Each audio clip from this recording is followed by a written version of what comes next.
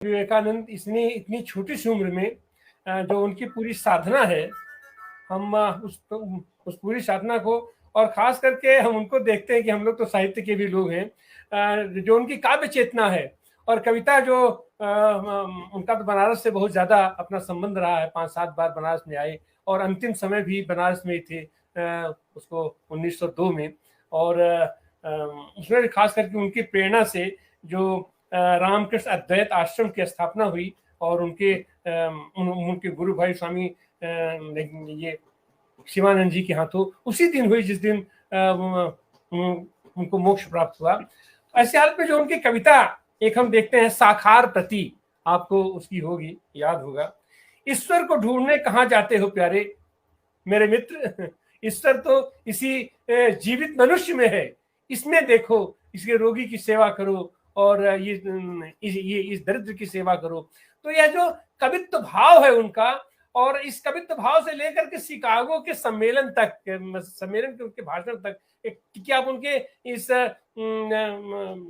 वक्तृता भाव को और साहित्यिक भाव को आप किस तरीके से देखते हैं? देखिए, मेरा मानना है कि शिकागो के भाषण से ज्यादा महत्वपूर्ण बहुत सारी चीजें हैं जिन पर बात की जानी चाहिए। ठीक है, हमारा धर्म बहुत महत्वपूर्ण है, हिंदू धर्म बहुत उसके बड़े अच्छे गुण हैं उसमें, लेकिन उससे भी ज्यादा महत्वपूर्ण कौन सी चीज है जिसको कि विवेकानंद ने रेखांकित किया और जिसको कि हम भूल गए। विवेकानंद ने कहा था कि अगले 50 वर्ष, और मैं अब कहना चाहता हूं कि अगले 100 वर्ष, हम अगर किसी देवी देवता की पूजा करना चाहते हैं, वो है सिर्फ एकमात्र भारत माता। हमें सब बाकी देवी देवताओं को छोड़ देना चाहिए। मैं एक उनके मद्रास में दिए गए नवयुवकों को जो संबोधन है उनका, उसका मैं एक अंश सुना रहा हूं आपको। उन्होंने कहा कि भारत माता की पूजा करें, बाकी सब देवी देवताओं की पूजा न करें, कम से कम 100 वर्ष तक। ये मैंने ऐड किया है उसमें, क्योंकि वो 50 वर्ष की मांग कर रहे थे उस समय। वो कहते हैं हमारा देश ही जागृत देवता है, सर्वत्र उसके हाथ हैं, सर्वत्र उसके पैर हैं और सर्वत्र उसके कान हैं। समझ लो कि दूसरे देवी देवता सो रहे हैं। वो इसके पक्ष में नहीं थे कि अगर भारत बने, आधुनिक भारत बने, तो वो देवी देवताओं की पूजाओं में व्यस्त हो जाए।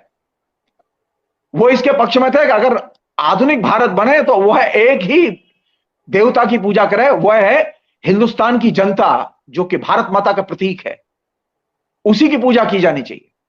अब हुआ यह कि हमने उसे तो छोड़ दिया और हमने उनके हिंदू धर्म के बारे में जो बहुत सारी बातें हैं, जो कि अनेक लोगों ने उनकी आलोचना लिखी है, हमने उनको पकड़ लिया, जो कि हमारे लिए रिलेवेंट नहीं है। हमारे लिए रिलेवेंट कौन सी चीज है आज, कौन सी चीज महत्वपूर्ण है?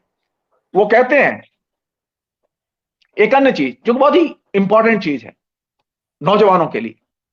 आज के नौजवान से बात कीजिए कि उसके पास में जीवन का लक्ष्य क्या है, आदर्श क्या है उसके सामने। हमारे नौजवानों के सामने जो 19वीं शताब्दी में समस्या थी, आज भी वह समस्या है 2023 में। हमारे नौजवान के पास में कोई आदर्श नहीं है, उस आदर्श को अर्जित करने का कोई लक्ष्य नहीं है। वो सिर्फ इंजीनियर बनना चाहता है, डॉक्टर बनना चाहता है, वो छोटी छोटी स्किल्ड लेबर बनना चाहता है, लेकिन उसके सामने जीवन का कोई उद्देश्य और लक्ष्य नहीं है। वो कह रहे हैं कि नौजवानों को अपने जीवन को अगर सही रास्ते पर ले जाना है तो उसके लिए जरूरी है कि वो पहले आदर्श चुने। और आदर्श चुनने के लिए क्या करना होगा? बहुत महत्वपूर्ण चीज है वो, आंतरिक और बाह्य शुद्धि कैसे होगी। हमारे तो अब तो आजकल उनकी बड़ी आलोचना की है उन्होंने। ये जो तमाम किस्म के योगा वोगा सिखाते हैं लोग, उनकी बड़ी तीखी आलोचना की है। उन्होंने एक बहुत महत्वपूर्ण बात कही है, अगर नौजवानों को कुछ करना है, आगे बढ़ना है, तो सिर्फ एक ही चीज है, आंतरिक और बाह्य शुद्धि के लिए सत्य बोलें, सत्य के अलावा और किसी चीज का आचरण न करें। अब आजकल स्थिति है कि हम तो बचपन से सिखाते हैं उसे झूठ बोलना, तो आदत बदले। विवेकानंद आएंगे कहां से पीछे? विवेकानंद तो छूट गए। विवेकानंद कोई उपदेश नहीं है, विवेकानंद कोई मंदिर और मूर्ति नहीं है। विवेकानंद ने कहा कि अगर आपको अच्छा मनुष्य बनना है तो सिर्फ एक ही चीज करनी है, सत्य बोलें और सत्य का आचरण करें।